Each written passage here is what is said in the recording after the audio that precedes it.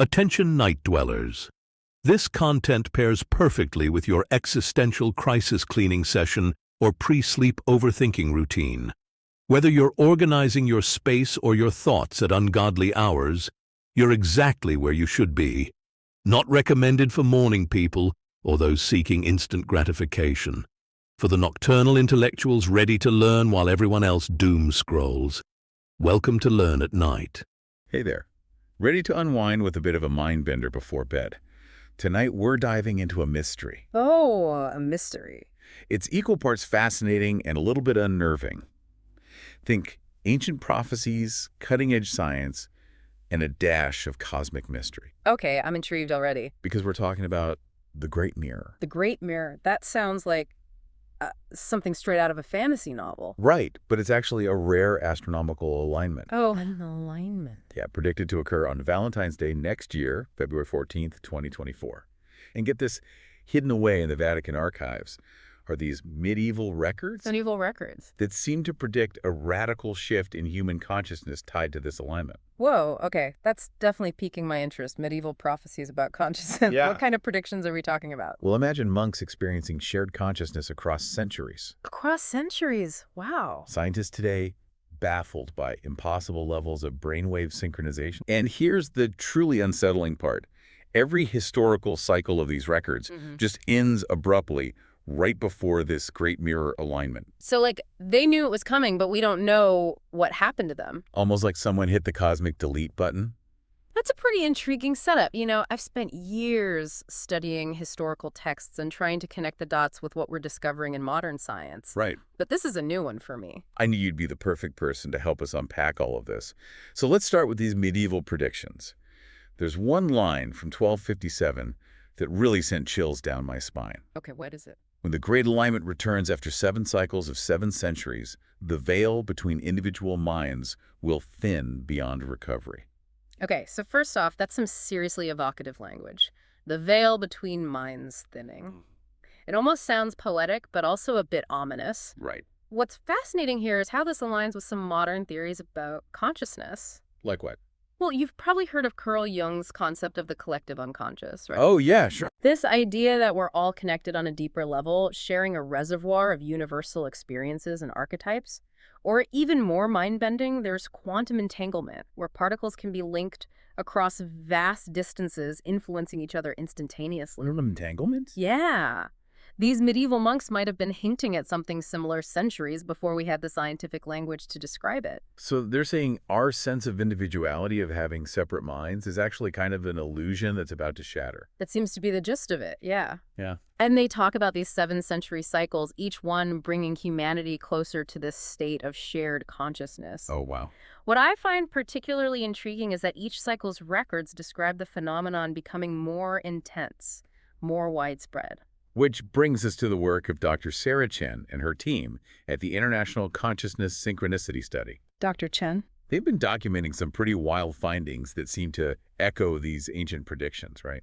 Absolutely. Dr. Chen's research, especially on these monastic communities, is truly groundbreaking. Yeah. They're observing these impossible levels of brainwave synchronization. Like wave synchronization. Yeah, during shared experiences, particularly during something they call collective insomnia. Collective insomnia. Yeah, we're talking monks in different monasteries, continents apart, showing identical neural patterns down to the millisecond. Hold on, they're saying these monks' brains are basically operating in perfect unison. How is that even possible? That's the million-dollar question. It completely defies our current understanding of neuroscience. Really? And it gets even weirder because there are these hints that quantum entanglement, that spooky action at a distance might be involved at a macroscopic level. Macroscopic level. Yeah, potentially linking consciousness itself to the fabric of reality. Okay, so we're not just talking about shared thoughts or feelings here. We're talking about the possibility that consciousness might be a fundamental aspect of the universe, not just a product of our brains. It's a radical concept, but one that's gaining traction in some scientific circles. Right. And if it's true, it completely reframes how we understand these shared consciousness experiences. They might be glimpses into a deeper level of interconnectedness, a reality that's always present, but usually hidden from our everyday awareness. And these monasteries, with their centuries-old traditions of meditation and contemplation, they're like these amazing observatories of consciousness, right? Yeah. We had these captivating first-hand accounts from monks at Monte Cassino, Montserrat, Glastonbury, Oh, yeah.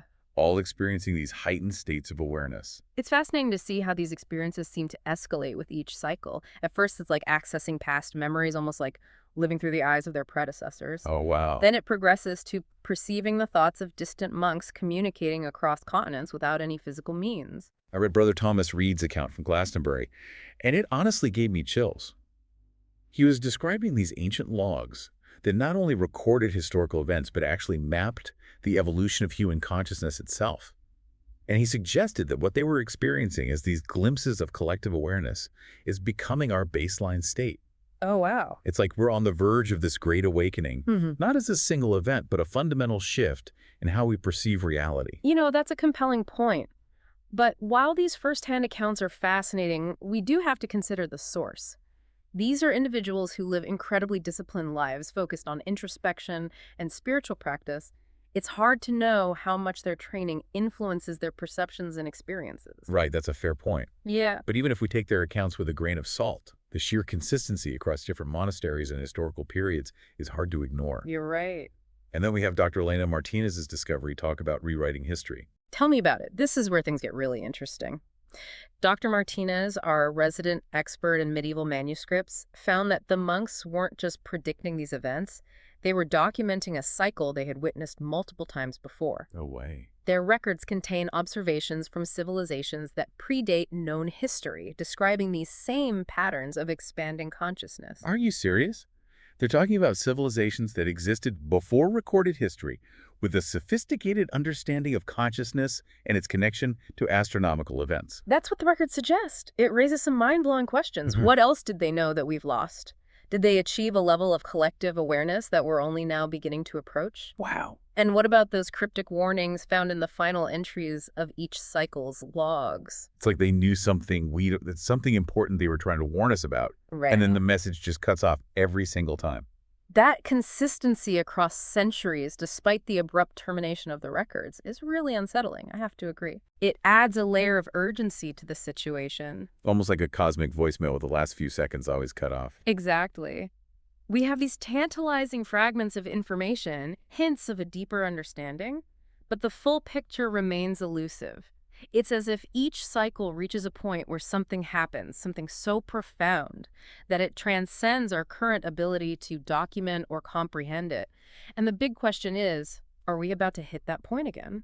Well, that brings us to the present moment, doesn't it? Yeah. Because Dr. Chen's latest research indicates that individual consciousness is becoming increasingly unstable. Oh, really? Right in line with those historical predictions.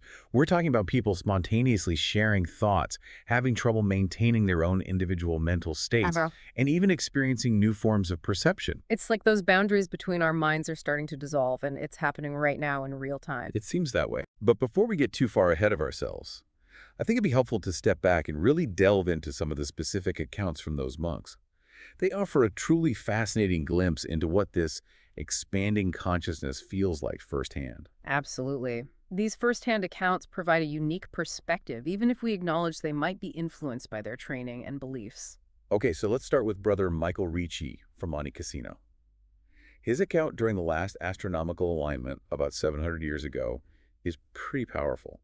He talks about every member of his community simultaneously accessing the memories of their predecessors, seeing through the eyes of monks who lived centuries before them. Wow, it's almost like a form of mental time travel, experiencing the past through the lens of another person's consciousness. I can only imagine how intense that must have felt. Exactly. And this challenges our very understanding of time, doesn't it? It really does. If consciousness isn't bound by our physical bodies, then maybe accessing past experiences is less about traveling through a linear timeline and more about tuning into a different frequency of awareness. It's a fascinating possibility, isn't it? Yeah. Almost like we're all connected through this vast network of consciousness. Right? And under certain conditions, we can tap into those connections and experience reality from completely different perspectives. So then it's not just about shared thoughts or feelings, but actually experiencing the world through another person's consciousness, potentially even across time. Right. And if you consider how these accounts seem to escalate over time, it really is mind-boggling.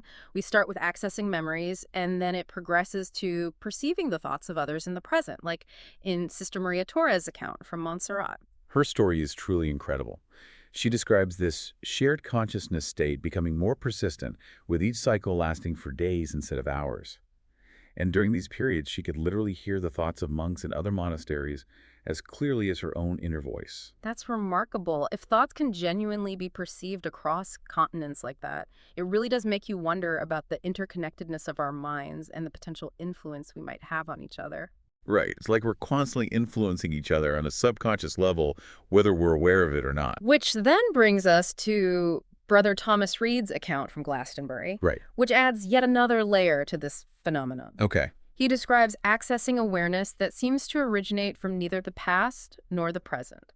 Something entirely new, something that defies our current categories of understanding. So it's not just about connecting with other minds, but also potentially tapping into a realm of consciousness that exists outside of our linear perception of time. Right. That's a pretty radical concept. It is. And while it's certainly intriguing, I'm also hesitant to fully embrace the idea without further investigation. We have to consider that these experiences are deeply personal and filtered through their individual beliefs. I agree. It's important to maintain a healthy skepticism.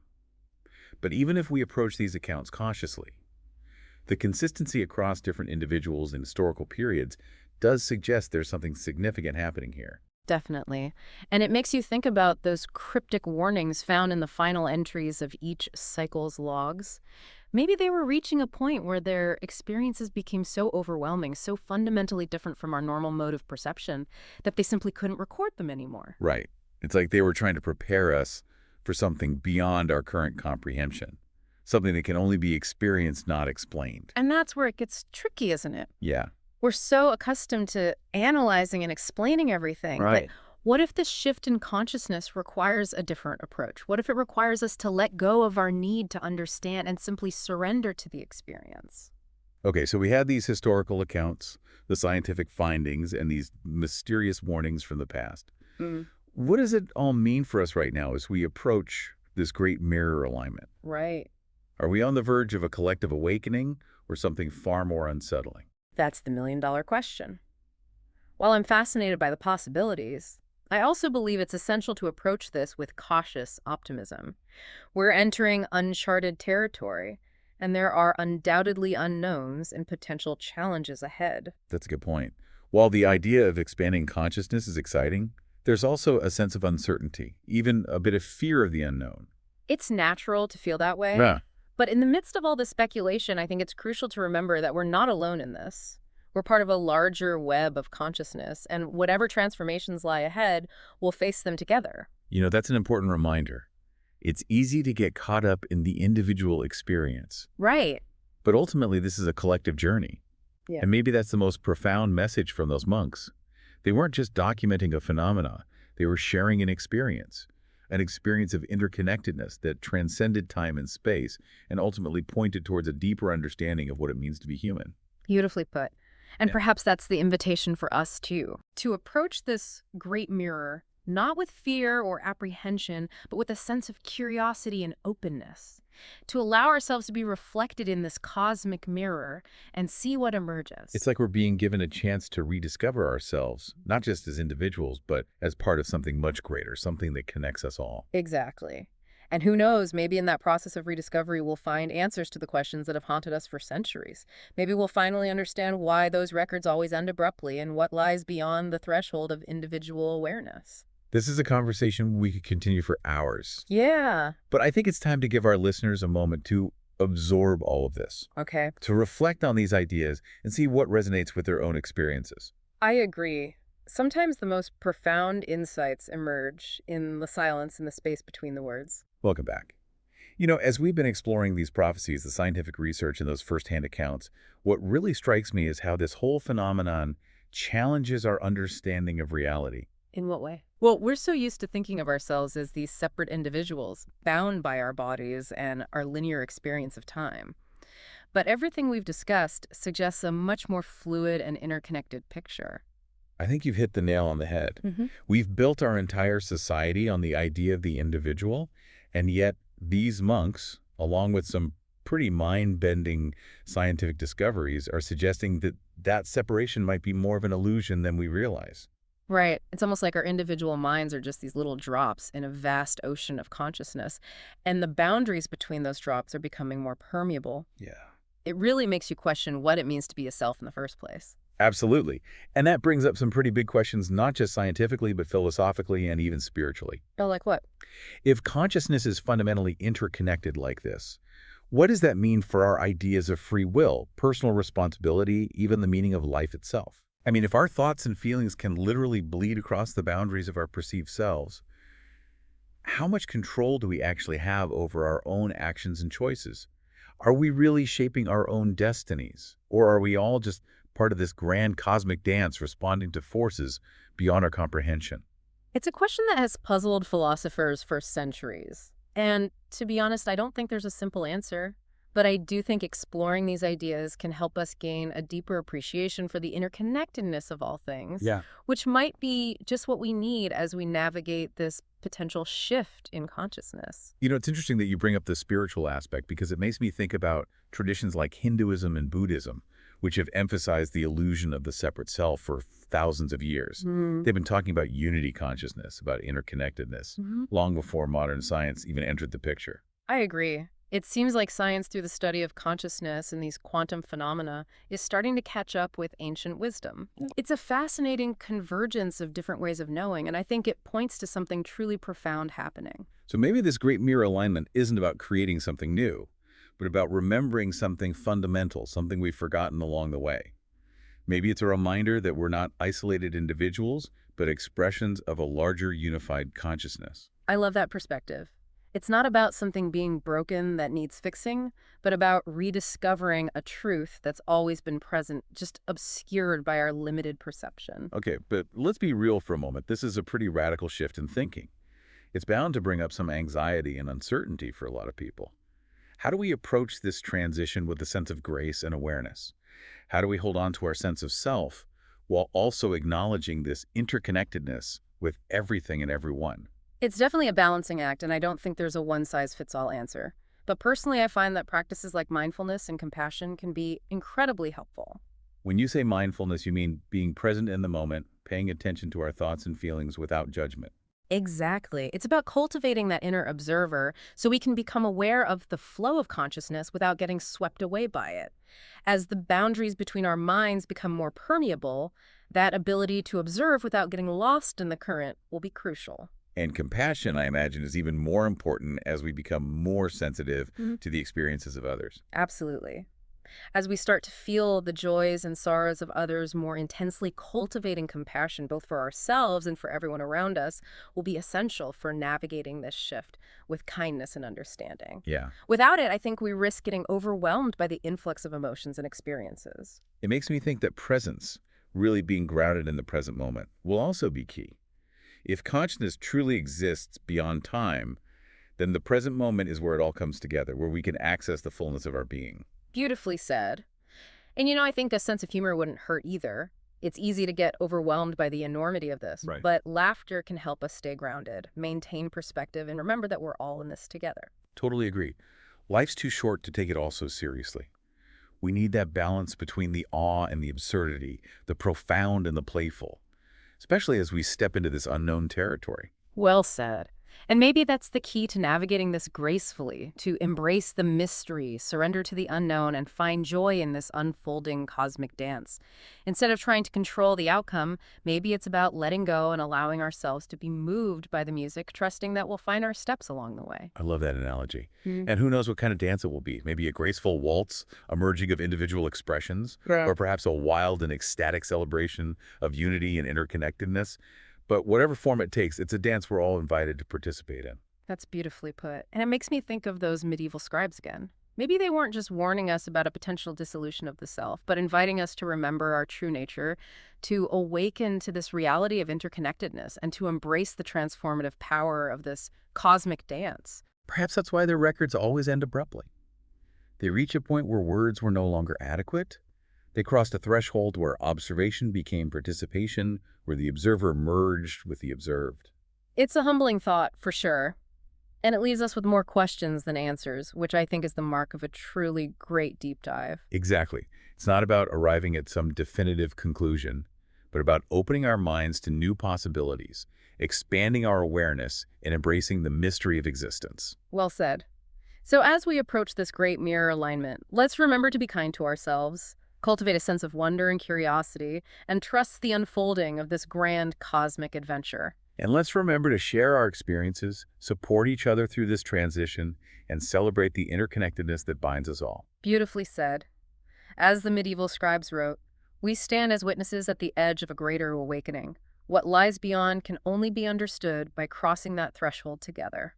Thanks for joining us on this deep dive. We'll see you next time for another journey into the depths of curiosity and wonder. Well, congratulations on separating yourself from the horde of dopamine zombies out there. Share this sacred knowledge with someone who still has a spark of curiosity left. Return tomorrow night when the digital cattle have exhausted their screen time. We'll be waiting with more forbidden insights.